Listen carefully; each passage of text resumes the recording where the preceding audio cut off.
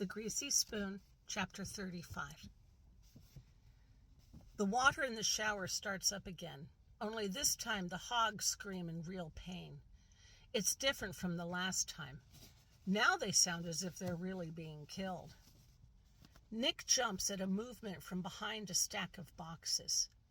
A diminutive figure materializes from behind them and stands in front of him, gazing at him with wide, frightened eyes. When she notices the dead man, she lets out a soft cry and bends down to her hands and knees and crawls over to him. "Lupe," she says and pats his shoulder, then breaks down weeping. The person on the other side of the door stops hammering as the shower in the room silences the hogs, and an oddly tranquil moment settles upon the room. Nick gazes raptly at the young woman. She is so beautiful, with her tawny, mocha-tinged skin. He can't bear to tear his gaze away. What the hell is she doing here? She doesn't belong here. Nobody does, but she of all people does not. She grew up in some gun and drug lord-ravaged country and escaped prostitution by smuggling herself into this country, and she's counted herself lucky to land this miserable fucking job that no white person in their right mind would work at because of how dangerous it is. And yet this is a good job for her because it pays an hourly wage that she can save up and send home to her family. She's already lost one finger. What else will happen to her in this awful place? Get an arm lopped off? Lose an eye? Her life? Only, where are the farmers? And why are Nick and Ed the only ones in this room of death? At last she wipes the tears off her cheek with an angry gesture and gazes up defiantly at Nick. As she rises unsteadily, Nick scrambles to his feet and helps her to stand up. He touches her arm and a frisson of desire licks his loins. Her skin is so soft. He holds onto her hand and presses gently. The men? Where are the men? Then he considers and says, Les hombres? El patron?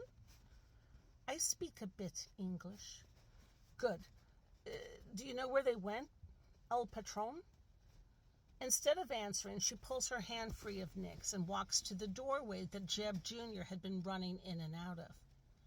She opens the door and peers into the factory, and Nick looks over her shoulder.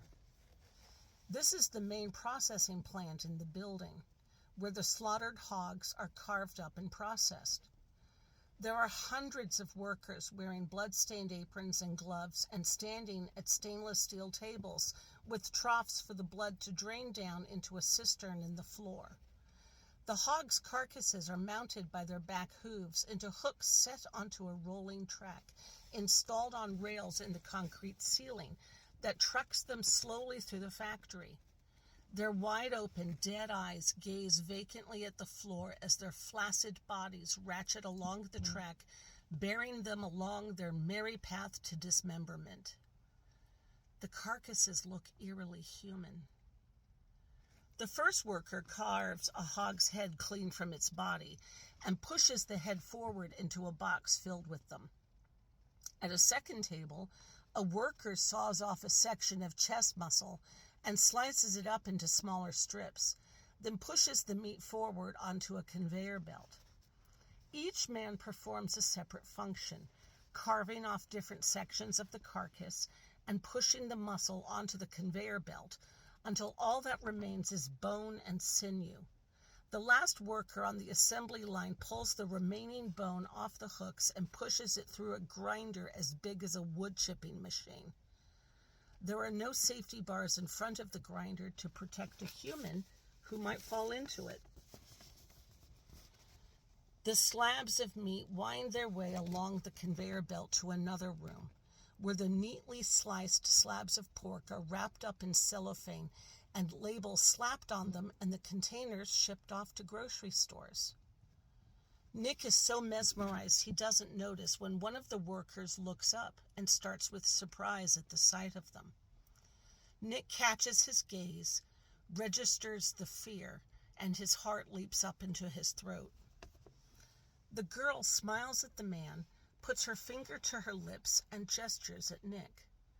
The man nods and resumes cutting. The girl closes the metal door and locks it, then turns to Nick. "You are fortunate, senor, that you avoid death. My dear Lupe kept you alive." "He did." He can't think of a single thing to say.